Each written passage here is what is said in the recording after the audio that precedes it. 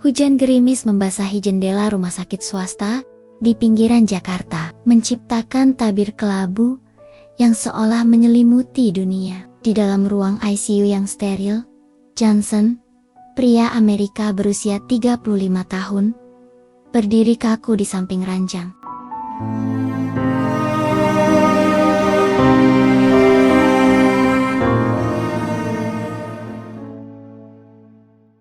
Istrinya, Maria, wanita yang dulu bersinar seperti matahari Bali, kini terbaring lemah. Tubuhnya direnggut kanker ovarium stadium akhir. Rambutnya yang pernah hitam berkilau, kini rontok. Wajahnya pucat bagai lilin yang meleleh, dan matanya cekung. Namun masih menyimpan sisa kehangatan yang pernah membuat Johnson jatuh cinta. Selang oksigen menempel di hidungnya, dan monitor jantung berdetak pelan, seperti penghitung waktu menuju akhir.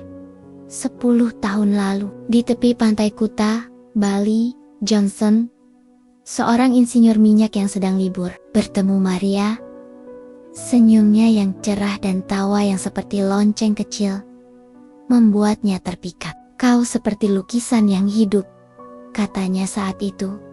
Dan Maria menjawab dengan canda, "Dan kau pelancong yang tersesat di hidupku." Cinta mereka berkobar cepat, seperti api unggun di malam pantai. Dalam setahun, mereka menikah di kapel kecil di Ubud, dikelilingi aroma frangipani dan janji abadi. "Kita akan tua bersama, menonton matahari terbenam setiap hari," bisik Maria di pelukan Johnson. Ia mempercayainya dengan setiap detak jantungnya. Kini, di ruangan berbau antiseptik, janji itu terasa seperti lelucon pahit dari takdir. Johnson memegang tangan Maria, jari-jarinya gemetar, dingin bercampur keringat. "Maria, kau harus bertahan," katanya. Suaranya serak, penuh air mata yang ia tahan. "Dokter bilang, ada harapan. Kemo terakhir seharusnya berhasil. Katakan kau akan baik-baik saja. Tolong." Maria memandangnya, matanya penuh cinta, meski tubuhnya dikhianati penyakit. "Johnson, sayangku, jangan salahkan dunia," bisiknya. Setiap kata seperti usaha terakhir. "Ingat malam kita menari di bawah bintang di Kuta, kau bilang aku matahari terbitmu. Sekarang matahari itu meredup, tapi kau harus cari cahaya baru untukku." "Cahaya baru?" Johnson membentak. Suaranya menggema di ruang sunyi, mengejutkan perawat di sudut. "Kau adalah duniaku, Maria. Bagaimana aku hidup tanpamu?" "Dokter bohong, Tuhan bohong. Dunia ini kejam." Air matanya akhirnya pecah, membasahi tangan Maria yang semakin dingin. Maria tersenyum tipis, jarinya bergerak pelan, menyentuh pipi Johnson. "Hidup memang kejam, tapi cinta, kita suci. Janji padaku, Johnson, kau akan bahagia lagi. Jangan biarkan duka ini jadi penyakitmu." "Tidak," Johnson menggeleng keras, hampir berteriak. "Aku bersumpah, Maria, tidak ada wanita lain setelahmu. Pernikahan ini adalah yang terakhir. Jika kau pergi, hatiku ikut mati. Aku tidak akan mencintai lagi." "Selamanya." Dokter masuk, wajahnya muram, seperti langit di luar. "Tuan Johnson, saya minta maaf. Kami sudah coba semua kemoterapi, terapi eksperimental, doa. Tidak ada yang bisa menghentikan ini. Waktunya sangat singkat." Johnson menatap dokter dengan mata merah membara. "Kalian gagal. Kalian bilang dia akan sembuh. Kalian curi harapanku. Curi dia dariku." Ia menoleh ke Maria. Suaranya pecah. "Maafkan aku, sayang. Aku seharusnya bawa kau ke Amerika, ke dokter terbaik. Ini salahku. Aku gagal lindungi kamu." Maria menggeleng pelan, napasnya tersengal. "Jangan salahkan dirimu. Kau beri aku 10 tahun penuh cinta, Johnson. Itu lebih dari cukup. Aku pergi dengan damai karena kau." Malam itu, detak jantung Maria melemah. Johnson duduk di sampingnya, memegang tangannya tanpa henti, berdoa pada Tuhan yang ia rasa telah mengkhianati. "Jangan pergi, Maria," bisiknya berulang. Seperti mantra yang tak berguna. Pukul jam 2:17 pagi, monitor berbunyi panjang, suara datar yang menghancurkan dunia Johnson. Maria menarik napas terakhir. Senyum kecil tersisa di bibirnya. Johnson menjerit. Suaranya mengiris keheningan. "Tidak, Maria, mengapa kau ambil dia? Tuhan, ini tragedi terburuk. Aku tidak bisa hidup tanpamu." Pemakaman diadakan 3 hari kemudian. Di bawah hujan deras yang seolah langit ikut menangis, makam Maria dihiasi mawar putih, bunga yang ia cintai. Teman-teman mereka, seperti Mark, sahabat Johnson dari Amerika, berdiri dengan payung hitam, mencoba menghibur. "Johnson, kau masih muda, baru 35. Waktu akan menyembuhkan. Maria ingin kau hidup, bukan cuma bertahan." Johnson menatapnya dengan mata kosong. Wajahnya basah oleh hujan dan air mata. "Waktu menyembuhkan. Kau tidak ada di sana, Mark. Aku lihat nyawanya pergi. Aku pegang tangannya yang dingin. Bagaimana aku lupakan itu? Aku bersumpah di makamnya. Sekarang tidak ada cinta lagi. Tidak ada pernikahan lagi. Cinta adalah racun yang membunuh perlahan." Mark menghela napas. Tak tahu harus berkata apa. Johnson berlutut di depan nisan Maria.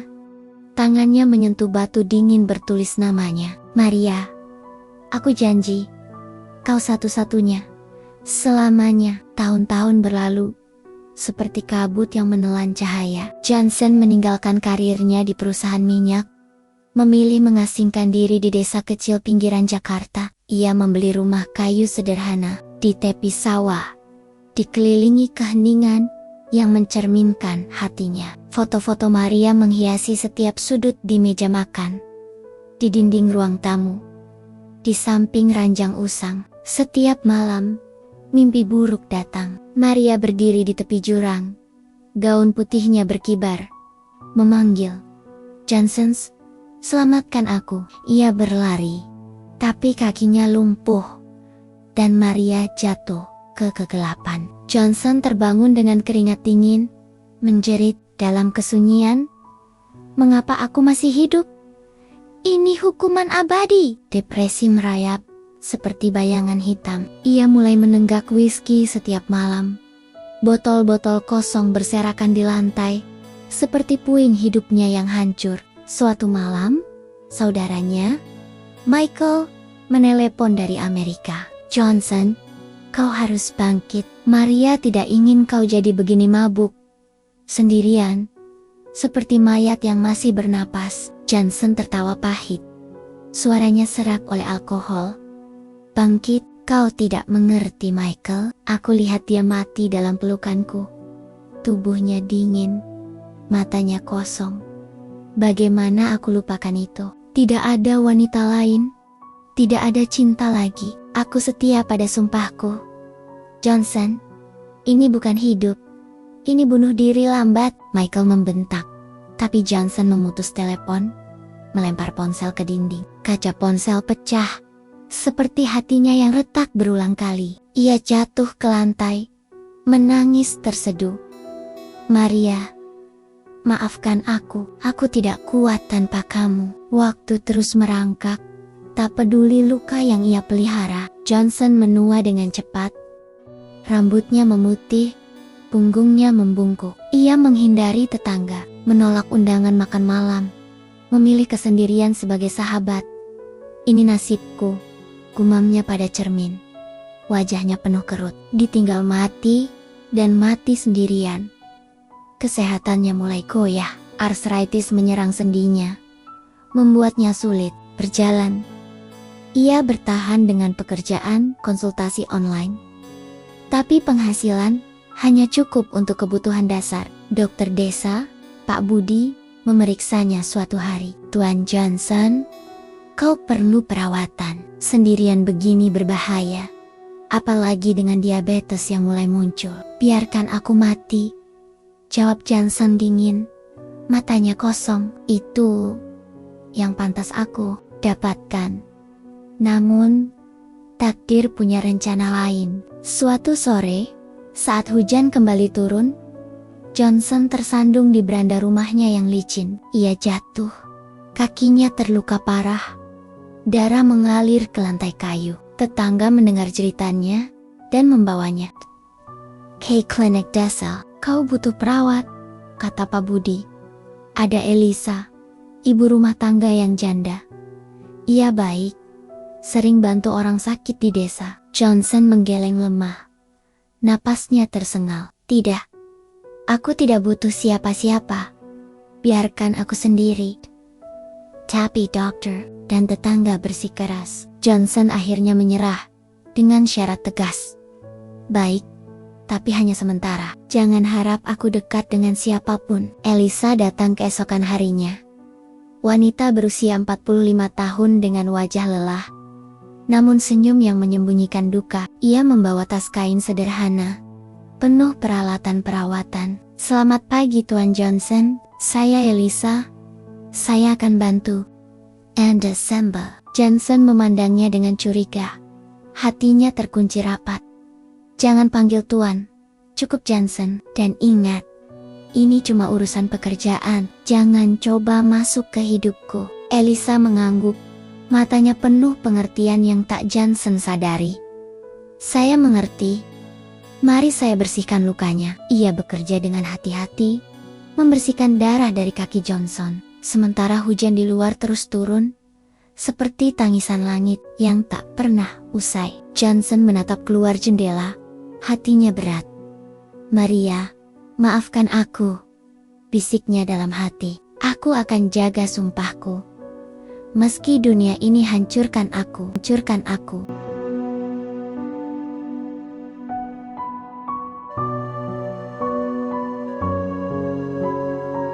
Langit di desa kecil pinggiran Jakarta selalu kelabu, seolah mencerminkan hati Johnson yang telah layu. Pria Amerika itu kini berusia 50 tahun, hidup dalam rumah kayu sederhana, yang berdiri di tepi sawah. Dinding-dindingnya compang-camping, cat mengelupas seperti kulit tubuhnya yang menua. Setiap pagi, ia bangun dengan nyeri di punggung dan sendi. Pengingat pahit bahwa waktu terus merenggut apa yang tersisa darinya. Di samping tempat tidurnya, foto Maria dalam bingkai usang menatapnya senyumnya. Yang dulu cerah kini terasa seperti pisau yang menikam setiap kali ia memandang. Selamat pagi sayang, gumamnya pada udara kosong. Suaranya serak, penuh penyesalan yang tak pernah reda. Maafkan aku, karena masih hidup. Johnson menyeret tubuhnya ke dapur. Tangannya gemetar saat menuang kopi hitam ke cangkir retak. Rumah itu sunyi. Hanya suara tetesan air dari atap bocor yang memecah kesepian. Ia duduk di kursi kayu yang berderit, menatap sawah di luar jendela. Sawah itu dulu hijau penuh harapan, seperti mimpinya bersama Maria. Kini, sebagian lahan itu banjir, tenggelam seperti hatinya. Kau seharusnya di sini Maria, bisiknya. Air mata menggenang. Kita janji tua bersama, tapi kau pergi, dan aku terjebak di neraka ini. Tiba-tiba, ketukan di pintu memecah kesunyian. Sarah, teman lama dari Jakarta, berdiri di ambang pintu dengan mantel basah oleh gerimis. Rambutnya yang mulai beruban terselip di balik syal. Matanya penuh kekhawatiran. Johnson, Tuhan, lihat dirimu, katanya. Melangkah masuk tanpa permen. Kau seperti hantu. Berapa lama kau hidup begini? Rumah ini bau alkohol dan duka. Johnson tertawa pahit, menyesap kopi yang sudah dingin. Selamat datang di hidupku, Sarah. Apa kau bawa keajaiban untuk perbaiki ini semua? Karena aku tidak punya apa-apa lagi. Sarah menarik kursi, duduk di depannya. Sudah 15 tahun sejak Maria pergi. Ingat pesta ulang tahun kita di Bali? Maria bilang kau pria terkuat yang ia kenal. Dia menari denganmu di bawah bintang tertawa sampai pagi. Tapi sekarang Kau biarkan diri hancur. Kau perlu seseorang, Johnson. Seseorang yang rawatmu. Yang bawa kau kembali ke dunia. Rawat, Johnson membentak. Cangkir di tangannya hampir jatuh. Kopi tumpah ke meja, meninggalkan noda coklat seperti darah kering. Aku tidak butuh belas kasihan. Maria mati. Karena aku, Sarah. Aku terlalu sibuk dengan kontrak minyak. Terbang ke Qatar, Dubai. Lupa tanda-tanda kecil. Dia batuk berminggu-minggu. Aku bilang itu flu. Flu. Kalau aku bawa dia ke dokter lebih cepat, dia masih hidup. Aku pembunuh tak langsung. Dan kau minta aku cari wanita lain? Itu pengkhianatan. Sarah terdiam. Matanya berkaca-kaca. Itu bukan salahmu, Johnson. Kanker itu licik, kau tahu itu. Dokter bilang stadiumnya sudah parah sejak awal. Tapi, menyiksa diri seperti ini, itu lebih kejam dari penyakitnya. Maria ingin kau bahagia? Bahagia? Johnson bangkit. Tubuhnya gemetar karena amarah dan whisky semalam. Kau tidak ada di sana saat dia mati, Sarah. Aku pegang tangannya. Kulitnya dingin seperti es. Dia bisik, cari cahaya baru. Tapi bagaimana? Setiap wanita yang kulihat, aku lihat Maria. Senyumnya, tawanya, matanya semua hilang. Aku bersumpah di makamnya. Tidak ada pernikahan lagi. Cinta itu, kutukan yang merobek jiwaku. Sarah menggeleng. Suaranya lembut tapi tegas. Kau bukan cuma bunuh diri perlahan, Johnson. Kau bunuh kenangan Maria dengan hidup seperti ini. Dia tidak ingin ini. Jangan sebut namanya. Johnson berteriak. Tinjunya menghantam meja. Gelas kaca di sudut ruangan jatuh, pecah berkeping-keping, seperti hatinya. Sarah menatap pecahan itu, lalu bangkit. Aku pergi. Tapi pikirkan, Johnson, hidup ini kejam. Tapi kau bisa pilih. Mati dalam duka, atau hidup untuk menghormati Maria. Pintu ditutup pelan, menyisakan Johnson dalam kesunyian. Yang lebih berat, ia menatap foto Maria. Air matanya jatuh. Maafkan aku, sayang. Aku tidak tahu caranya hidup tanpamu. Malam itu, ia minum lagi. Botol whisky ketiga minggu itu habis. Dalam mimpinya, Maria muncul, berdiri di tepi pantai Kuta. Gaun putihnya berkibar. Johnson, selamatkan aku, teriaknya. Tapi ombak menelannya. Johnson terbangun, berteriak dalam kegelapan. Mengapa kau tinggalkan aku? Ini penyiksaan abadi. Tahun berlalu. Waktu seperti pisau tumpul yang mengiris perlahan. Johnson kini 60. Tubuhnya semakin rapuh. Diabetes mulai menyerang. Penglihatannya kabur. Tangannya gemetar saat mengetik di laptop tua untuk pekerjaan konsultasi online. Dokter desa, Pak Budi, datang memeriksanya. Tuan Johnson, gula darah Anda tinggi. Kau perlu perawatan serius. Sendirian seperti ini berbahaya. Johnson memandangnya dengan mata kosong. Berbahaya? Baiklah, Pak Budi. Biarkan aku mati. Aku tidak pantas hidup setelah gagal selamatkan Maria. Pak Budi menghela napas. Itu bunuh diri lambat. Ada tetangga, Elisa, ibu rumah tangga yang janda. Anaknya sudah besar. Dia sering bantu orang sakit di desa. Biarkan dia bantu Anda. Wanita. Johnson mendengus. Aku tidak butuh mereka. Wanita berarti masalah. Berarti sakit hati lagi. Aku bersumpah, Pak Budi, tidak ada yang masuk ke hidupku lagi. Dokter itu menggeleng. Tapi takdir tidak mendengar sumpahnya. Suatu malam, badai melanda desa. Petir menggelegar. Hujan deras membanjiri halaman. Johnson, dalam kelemahan diabetesnya, tersandung di kamar mandi. Ia jatuh, kepalanya membentur wastafel. Darah mengalir dari pelipisnya, kesadarannya memudar. Maria, aku datang, gumamnya. Matanya menutup. Tetangga mendengar jeritannya yang lemah dan bergegas masuk. Tuan Johnson, tahan. Mereka membawanya ke klinik desa. di mana dokter memasang perban dan memberikan infus. Dia beruntung masih hidup, kata Pak Budi pada tetangga. Tapi dia tidak bisa sendirian lagi. Panggil Elisa. Johnson sadar keesokan paginya, tubuhnya nyeri, kepalanya pusing. Ia menatap plafon klinik. Hatinya berat. Ini bukan akhir yang kuinginkan, bisiknya. Maria, mengapa aku tidak mati saja? Elisa tiba sore itu. Wanita berusia 45 tahun, dengan wajah lelah, tapi mata penuh keteguhan. Ayah membawa tas kain berisi peralatan sederhana dan senyum yang menyembunyikan luka masa lalu. Selamat sore Tuan Johnson, saya Elisa.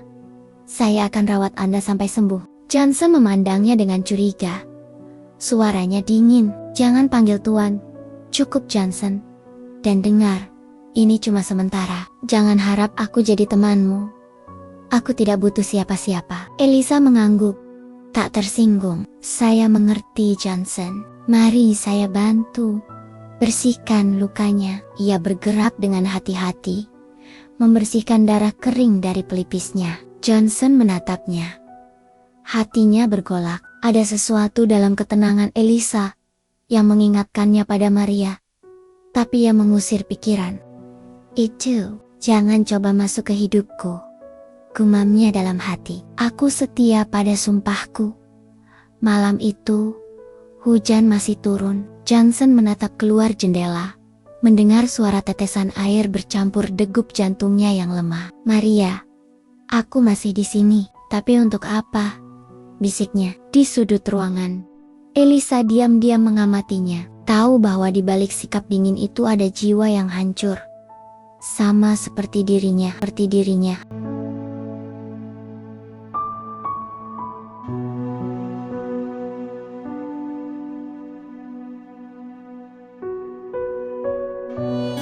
Rumah kayu Johnson terasa lebih hangat sejak kedatangan Elisa. Meski angin malam masih menyusup melalui sela-sela dinding, membawa dingin yang menusuk tulang. Pria Amerika itu kini berusia 70 tahun.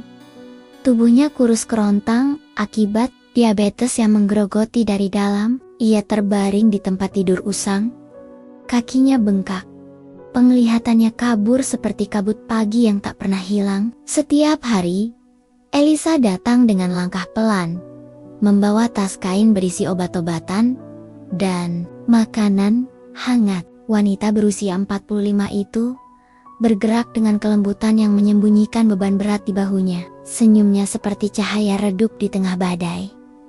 Pagi itu, sinar matahari menyusup melalui jendela berdebu, menerangi foto Maria di meja. Samping Elisa meletakkan mangkuk sup ayam panas di depan Johnson. Ini sup spesial dengan rempah-rempah dari kebun saya, katanya. Suaranya lembut seperti hembusan angin. Makanlah pelan-pelan, agar tenaga kembali. Johnson menggerutu.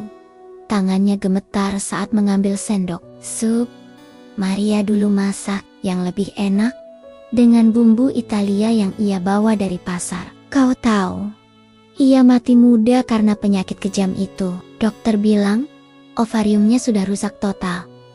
Tapi aku terlambat sadar. Elisa duduk di kursi kayu, di samping ranjang. Matanya penuh empati.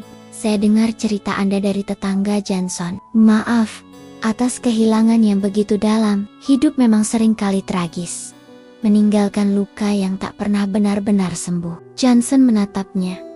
Matanya yang sudah keriput berkaca-kaca. Tragis? Kau tidak tahu separuhnya, Elisa. Aku pegang tangannya saat napas terakhirnya. Kulitnya dingin, matanya memudar seperti lilin yang padam. Dia bisik, bahagia lagi. Tapi bagaimana? Setiap malam, aku mimpi dia memanggil dari kegelapan. Dan aku tak bisa selamatkan. Ini hukuman, Elisa. Hukuman karena aku gagal jadi suami yang baik. Elisa menghela napas panjang. Tangannya menyentuh lengan Johnson dengan hati-hati. Saya tahu sedikit tentang kehilangan seperti itu. Suami saya, dia bukan pria baik. Malam demi malam, dia pulang mabuk, memukul saya sampai biru lebam. Anak pertama kami mati karena itu. Johnson terdiam. Sendoknya jatuh ke mangkuk dengan suara pelan. Anakmu mati. Bagaimana? Bagaimana bisa? Air mata mulai menetes di pipi Elisa. Suaranya pecah saat mengingat saya hamil 8 bulan saat itu. Dia marah karena makan malam terlambat. Lalu tendang perut saya. Darah mengalir. Sakitnya seperti api membakar dari dalam. Bayi lahir prematur. Kecil sekali.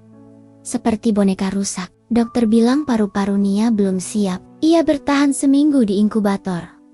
Mesin berdetak seperti jam kematian. Aku pegang tangannya yang mungil, berdoa.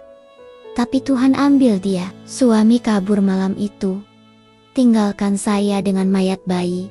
Dan hati hancur. Sejak itu, saya jadi seperti mayat berjalan. Rawat orang lain untuk lupakan neraka saya sendiri. Johnson merasa dadanya sesak. Air matanya ikut jatuh. Itu kejam sekali, Elisa. Mengapa dunia ini penuh monster seperti itu? Maria mati karena penyakit. Tapi kau disiksa oleh orang yang seharusnya lindungi. Anak itu tak berdosa. Ini bukan hidup. Ini penyiksaan abadi. Elisa menyeka air matanya. Dengan ujung lengan baju, tersenyum pilu. Karena itu, saya rawat Anda, Johnson, agar tidak ada yang menderita sendirian seperti saya dulu. Kita sama-sama rusak. Tapi mungkin kita bisa saling tambal. Hari-hari berikutnya, percakapan mereka mengalir seperti sungai yang lama kering. Johnson mulai cerita lebih banyak tentang Maria. Dia suka bunga mawar merah, seperti darah yang mengalir di vena kita. Setiap ulang tahun, aku beli 100 batang, sebarkan di kamar. Taman depan ini dulu penuh, tapi sekarang layu, seperti hatiku yang mati. Elisa memandang taman yang tandus di luar jendela. Mari kita tanam lagi. Saya bawa bibit dari rumah. Biarkan tangan kita kotor tanah. Mungkin bisa obati luka dalam. Mereka melakukannya sore itu. Meski Johnson harus duduk di kursi roda tua yang berderit, Elisa menggali tanah. Keringat bercucuran di wajahnya. Lihat Johnson, akar ini kuat seperti kita. Meski badai datang, Johnson menyentuh tanah lembab. Air matanya jatuh ke bunga muda. Kau baik sekali, Elisa. Tapi jangan harap lebih dari ini. Aku bersumpah tidak akan menikah lagi. Cinta itu racun yang membunuh. Elisa mengangguk. Matanya penuh pengertian. Saya juga takut cinta. Setelah apa yang suami lakukan, pukulannya masih terasa di tulang. Mimpi buruk datang setiap malam, tapi rawat Anda. Itu beri saya tujuan. Kedekatan mereka tumbuh pelan. Seperti bunga yang baru mekar. Suatu malam, Johnson demam tinggi. Tubuhnya menggigil seperti daun di angin kencang. Elisa tinggal mengompres dahinya dengan kain basah. Jangan pergi, Elisa, gumam Johnson dalam delirium. Aku takut mati sendirian, seperti Maria. Eliza memegang tangannya erat. Air matanya menetes ke lengan Johnson. Saya di sini, Johnson. Ceritakan mimpi burukmu. Biarkan saya bagi beban itu. Johnson menangis terseduh. Suaranya pecah. Maria memanggil dari jurang. Tangannya terulur. Aku lari. Tapi kaki lumpuh. Dia jatuh. Dan aku bangun dengan jeritan. Ini hukuman, Elisa. Aku gagal selamatkan dia. Sekarang giliran aku menderita. Elisa memeluknya lembut. Tubuhnya bergetar. Bukan hukuman, Johnson. Itu cinta yang terlalu dalam. Meninggalkan bekas. Saya juga mimpi bayi saya menangis. Tapi saat ku gendong, dia hilang seperti asap. Kita korban dunia kejam ini. Pagi harinya, demam Johnson reda. Ia memandang Elisa yang kelelahan di kursi. Terima kasih. Kau seperti malaikat di neraka hidupku. Konflik muncul saat anak Elisa yang kedua, seorang pemuda berusia 20, datang berkunjung. Bu, kenapa rawat bule tua ini? Dia kasar. bentak-bentak. Kau sudah cukup menderita dengan ayah dulu. Elisa membela dengan suara tegas. Tapi, mata berkaca. Dia menderita seperti aku. Anakku, pergi saja kalau tak suka. Ini pilihan ibu. Johnson mendengar dari kamar. Hatinya pilu. Maafkan aku Elisa, katanya saat anak itu pergi. Aku egois, buat kau susah. Elisa menangis, duduk di sampingnya. Tidak apa, kita sama-sama rusak Johnson, tapi bersama, mungkin kita bisa sembuh sedikit. Tragedi kecil datang tak terduga. Dokter memanggil Johnson untuk pemeriksaan rutin. Tapi hasilnya menghancurkan. Kanker prostat, stadium awal, kata dokter dengan suara datar. Mirip apa yang dialami istri Anda dulu. Johnson pulang dengan wajah pucat, tubuh gemetar. Dokter bilang apa lagi? Tanya Elisa, suaranya gemetar. Sama seperti Maria, jawab Johnson. Air matanya mengalir. Ironis. Ya, aku akan mati pelan, disiksa seperti dia. Elisa menangis, terseduh, memeluknya erat. Tidak, kita lawan bersama. Saya jual perhiasan peninggalan ibu untuk biaya obat. Kau pantas hidup, Johnson. Johnson menolak, suaranya pecah. Jangan, ini akhirku. Biarkan aku pergi, bergabung dengan Maria. Tapi Elisa bersikeras, matanya penuh api. Tidak, Johnson, kau beri saya harapan. Sekarang giliran saya. Kita korban, tapi kita bisa bertahan. Malam itu, mereka duduk di beranda, menatap bintang. Kalau aku mati, janji kau bahagia, bisik Johnson. Elisa memegang tangannya. Dan kalau kau hidup, janji kau biarkan hati terbuka sedikit. Air mata mereka bercampur dalam kesunyian yang penuh emosi. Luka masa lalu masih berdarah, tapi kehadiran satu sama lain seperti obat penawar yang lambat bekerja. Namun, bayang-bayang kematian masih mengintai, siap merenggut apa yang baru saja mulai mekar.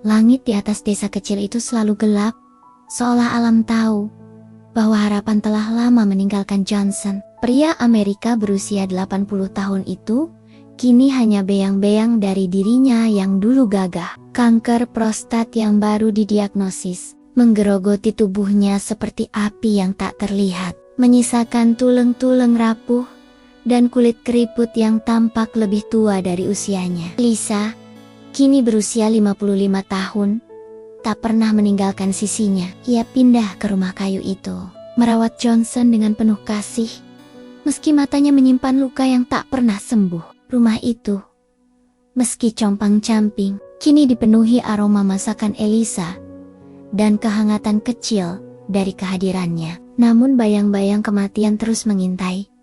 Pagi itu, Johnson terbangun dengan batu keras yang mengguncang dadanya. Ia memegang dada, wajahnya pucat. Elisa buru-buru membawa segelas air dan obat-obatan. Minum ini Johnson, katanya. Suaranya lembut tapi penuh kekhawatiran. Dokter bilang, kau harus jaga tenaga. Johnson menatapnya dengan mata redup. Napasnya tersengal. Dokter, mereka cuma tunda kematian Elisa. Kanker ini sama seperti yang bunuh Maria. Aku tahu akhirnya, aku akan mati pelan, disiksa seperti dia. Ini kutukan, hukuman karena aku gagal selamatkan dia. Elisa duduk di samping ranjang, tangannya memegang tangan Johnson yang dingin. Air matanya menggenang, tapi ia menahannya. Jangan bicara begitu. Kita lawan ini bersama. Aku akan rawatmu, seperti kau rawat hatiku yang hancur. Kita masih punya waktu. Johnson tertawa pahit. Suaranya serak. Waktu adalah musuhku. Elisa, lihat aku, tubuhku cuma kulit dan tulang. Penglihatanku kabur. Kakiku tak bisa jalan. Aku cuma beban. Kau seharusnya pergi, cari hidup yang lebih baik daripada urus orang sekarat seperti aku. Elisa menggeleng keras.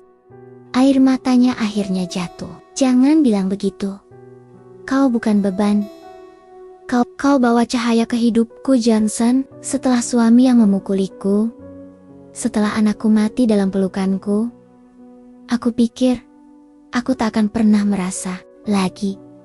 Tapi kau buat aku merasa hidup. Johnson memandangnya. Hatinya terasa seperti diiris pisau. Kau tahu sumpahku, Elisa. Aku bersumpah di makam Maria. Tidak ada pernikahan lagi. Tidak ada cinta lagi. Tapi kau ubah segalanya. Aku takut tahu. Takut kehilangan lagi. Aku tak kuat rasakan sakit itu lagi. Elisa memeluknya pelan. Tubuhnya bergetar. Aku juga takut, Johnson. Suamiku dulu janji cinta. Tapi setiap malam ia pukul aku sampai berdarah. Anakku mati karena kekejamannya. Aku tak percaya cinta lagi. Tapi denganmu, aku merasa aman. Meski dunia ini kejam, kau beri aku harapan kecil. Malam itu, mereka duduk di beranda, menatap langit yang kelabu. Johnson memegang tangan Elisa. Jari-jarinya gemetar. Maria suka bintang. Dulu kami duduk di pantai, menghitung bintang sampai pagi. Sekarang, aku cuma lihat kegelapan. Tapi kau, Elisa, kau seperti bintang kecil di neraka hidupku. Elisa tersenyum, air matanya menetes. Dan kau bintangku, Johnson.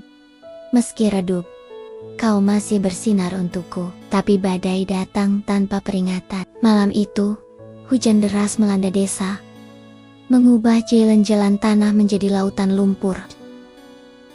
Sanggai di dekat rumah meluap. Air coklat keruh menerobos masuk ke rumah. Johnson, yang terlalu lemah untuk bergerak, terjebak di ranjang. Elisa, pergi. Selamatkan dirimu, teriaknya. Suaranya tenggelam oleh gemuruh air. Elisa menggeleng. Matanya penuh tekad. Tidak, aku tidak tinggalkan kau. Ia berjuang, melawan arus air sampai pinggang, menarik Johnson dari ranjang ke kursi roda tua. Pegang tanganku, Johnson. Kita keluar bersama. Aku terlalu lemah, Elisa. Biarkan aku tenggelam. Ini akhirku, jerit Johnson. Air matanya bercampur dengan air banjir. Elisa menampar wajahnya pelan. Air mata mengalir deras. Jangan menyerah. Aku cinta kamu, Johnson. Kau dengar? Aku cinta kamu. Kata-kata itu seperti petir di tengah badai. Johnson terdiam. Hatinya bergetar. Mereka akhirnya sampai di tempat aman. Di rumah tetangga yang lebih tinggi. Johnson gemetar. Basah kuyup. Napasnya tersengal. Cinta, setelah semua kejam ini, kau bilang cinta? Elisa memeluknya erat. Tubuhnya menggigil. Ya, meski dunia ini neraka, kau buat aku hidup lagi. Aku tak peduli berapa lama waktu kita. Aku ingin habiskan bersamamu. Tetangga membantu mereka, memberikan selimut dan teh panas. Tapi kesehatan Johnson memburuk setelah malam itu. Kanker dan banjir telah merenggut sisa tenaganya. Ia dirawat di klinik desa, tapi dokter hanya menggeleng. Kondisinya kritis. Kemo mungkin tak cukup. Persiapkan yang terburuk. Elisa menangis di samping ranjang, memegang tangan Johnson. Kau harus bertahan. Kita baru temukan ini. Cinta ini. Johnson tersenyum lemah. Matanya kosong. Cinta kita tragis, Elisa. Aku akan tinggalkanmu seperti Maria tinggalkan aku. Maafkan aku. Elisa menangis terseduh.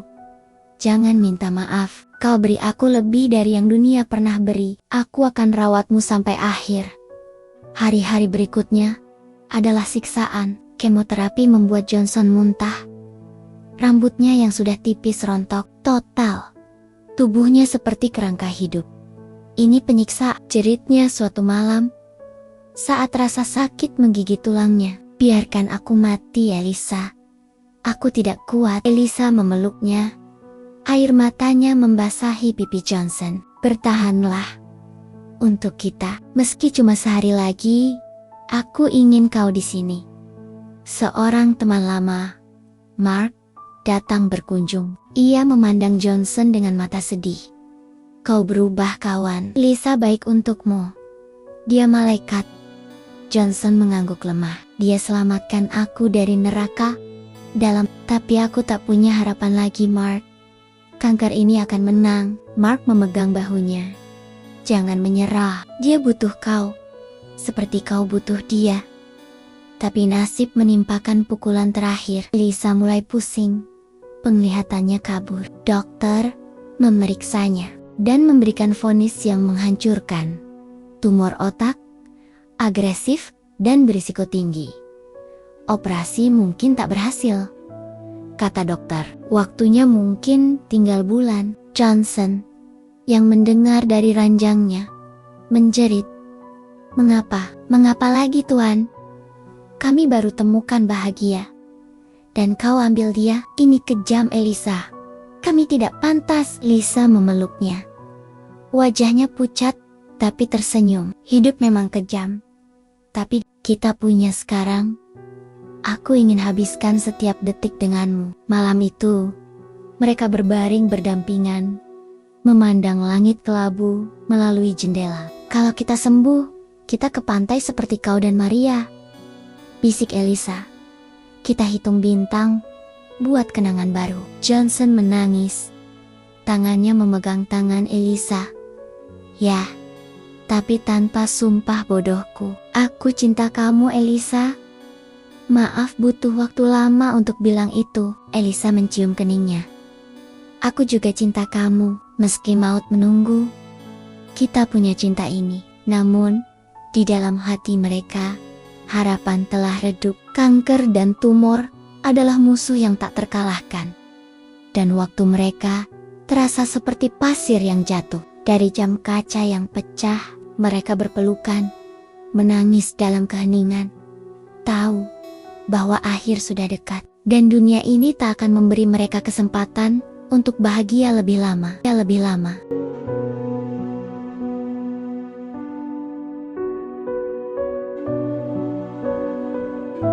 Langit di desa kecil itu akhirnya menunjukkan secercah biru, seolah alam memberi jeda dari kelabu abadi yang selama ini menyelimuti hidup Johnson. Pria Amerika berusia 82 tahun itu kini terbaring lemah. Tubuhnya rapuh oleh kanker prostat yang terus menggerogoti. Namun, di sampingnya, Elisa, kini 57 tahun, tetap setia. Wanita itu, dengan tangan penuh kasih, merawatnya tanpa lelah. Meski tumor otaknya sendiri membayangi setiap langkahnya. Rumah kayu sederhana mereka, kini dipenuhi aroma bunga. Mawar yang Elisa tanam di taman, sebuah simbol harapan kecil yang mereka pelihara bersama di tengah badai hidup. Pagi itu, sinar matahari menyelinap melalui jendela, menerangi wajah Johnson yang pucat. Ia memandang Elisa, yang sedang mengganti perban di lengannya, dengan mata penuh rasa bersalah, dan cinta yang baru ia sadari. Elisa, bisiknya. Suaranya serak namun penuh kelembutan.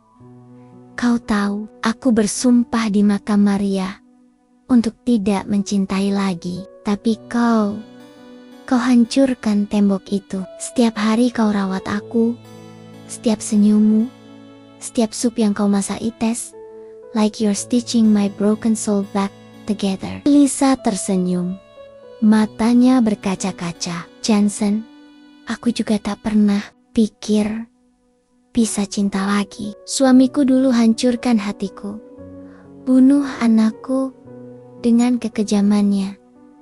Tapi kau beri aku alasan untuk bangun setiap pagi. Meski kita sakit, meski waktu kita singkat, aku merasa utuh bersamamu. Johnson memegang tangannya.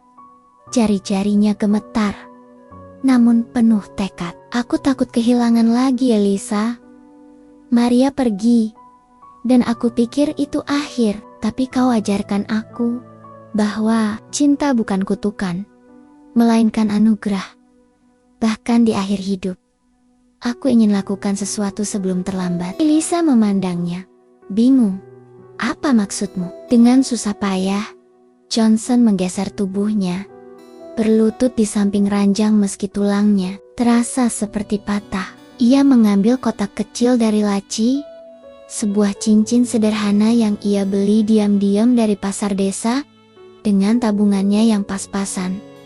Elisa, maukah kau menikah denganku? Aku tahu waktu kita sedikit, tapi aku ingin habiskan sisa hidup ini sebagai suamimu.